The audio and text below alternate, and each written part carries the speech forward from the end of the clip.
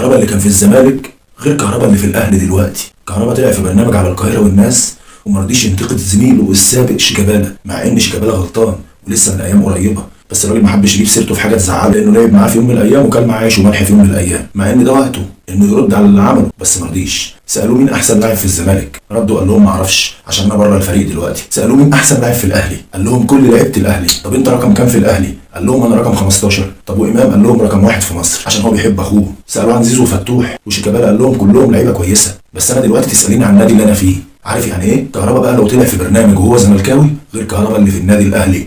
كهربا اللي في النادي الاهلي راجل عارف انه في مكان ما ينفعش ينطق بكلمه، انما ايام ما كان في الزمالك كان بيعمل كده، لكن لما جه الاهلي ما يقدرش يعمل غير اللي قاله في البرنامج. هو ده الفرق بيننا وبينكم، انتوا نادي زريبه واحنا نادي مبادئ وقيم. حتى جماهيركم جماهير عار وقليله الادب وزباله، انما جماهير الاهلي انت ما تحلمش تبقى ربع جماهير الاهلي، ولا تعرف يبقى عندك جماهير زي جماهير النادي الاهلي وموصله للقمه والاعلى قمه، انما انت جماهيرك موصلاك لقاع المجتمع، يا اندر اوف ذا سوسايتي، يعني قاع المجتمع انضف منكم بس كده. وعاش كهربا مشطشطكم ومولعكم، وامام برضه مشطشطكم ومولعكم، وربنا يشفي مؤمن زكريا يا رب ويشيل عنه يا رب، ويحبطكم تفضلوا محبطين طول العمر، تفضلوا نادي البكا والعياط طول العمر، ما يبقاش ليكوا حيله غير ان انتوا تقعدوا تدعوا زي النسوان على الناس، يا نادي نسوان وما فيهوش راجل، اقسم بالله، وربنا يبتليكوا بكل اللي تمنيتوه لحد.